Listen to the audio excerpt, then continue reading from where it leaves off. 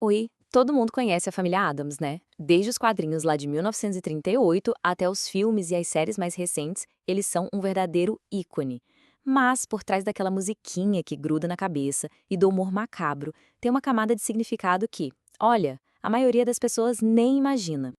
E se toda essa esquisitice, essa obsessão com a morte, com a dor, não for só uma piada gótica?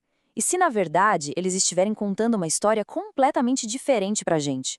Uma história sobre cultura e religião. Pois é, vamos direto ao ponto. A teoria é basicamente essa. A família Addams, do jeito que a gente conhece hoje, é uma grande alegoria. É uma visão super exagerada e cômica de como a cultura dominante protestante americana enxergava seus vizinhos católicos e latinos. Parece uma loucura, né? Então bora entender essa história direito. Pra gente entender como eles acabaram virando essa alegoria, a gente precisa voltar lá pro comecinho. E o mais chocante é que o criador, Charles Addams, ele não desenhou os personagens para serem uma família. Na verdade, eles eram só um monte de figuras esquisitas, individuais, que não tinham nada a ver uma com a outra. Essa cronologia aqui mostra uma coisa bem curiosa. A Mortícia, por exemplo, surgiu sozinha, lá em 1938. Já os outros, como o Gomes e as crianças, foram aparecendo aos poucos, sabe? Durante os anos 40, cada um no seu próprio cartoon. Eles nem tinham nome, eram só figuras bizarras no universo sombrio do Charles Addams. Vamos pegar a Mortícia de exemplo. Originalmente, ela era tipo uma femme fatale, sabe? Uma figura inspirada em atrizes esquecidas do cinema mudo. Ela era uma personagem solitária, não tinha nada a ver com a matriarca amorosa e super apaixonada pelo Gomes que a gente conhece hoje. E a Wandinha? Esquece aquela figura fria, sem emoção nenhuma. Nos desenhos originais, ela era melancólica, sim, mas também tinha seus momentos de doçura. Tem vários desenhos dela sorrindo, se divertindo com o pai. É uma imagem que não tem nada a ver com a personagem que ficou famosa nos cinemas. Mas olha, a maior reviravolta de todas talvez seja a do Mãozinha. Nos quadrinhos, a coisa, né, o The Thing, não era só uma mão, era uma criatura inteira que a gente via dos ombros para cima, se arrastando pela casa, espiando pelos cantos. Bem mais assustador, fala a verdade. Então, como é que esses personagens solitários se tornaram a família que a gente tanto ama? A resposta, meus amigos, está na televisão. Teve um momento chave que pegou todas essas peças soltas e juntou para sempre. O ano é 1964. Uma série de TV resolve pegar esses personagens dos quadrinhos e dar uma organizada na casa.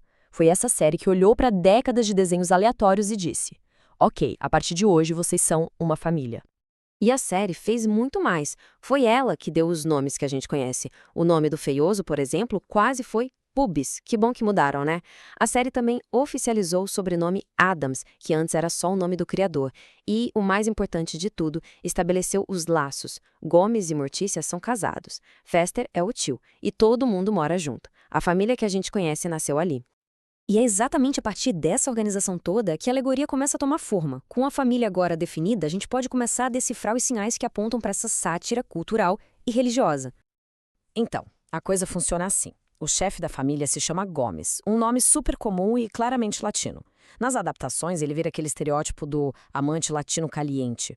A estrutura da família, com tios, avós, todo mundo morando junto, reflete bem a visão que os americanos tinham da tal família estendida latina. E a obsessão com a morbidez? Bom, é aí que o catolicismo entra na jogada. Essa citação aqui, olha, ela resume perfeitamente esse choque cultural. Para muitos protestantes americanos da época, a arte e os símbolos do catolicismo latino, com toda aquela ênfase no sofrimento, no sangue, no corpo de Cristo na cruz, parecia algo mórbido demais, até de mau gosto.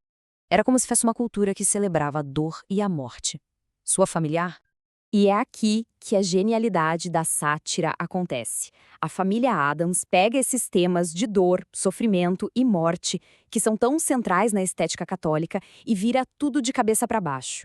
Eles não só aceitam o sofrimento, eles celebram. Eles transformam o martírio em diversão e a morbidez num estilo de vida excêntrico e até adorável.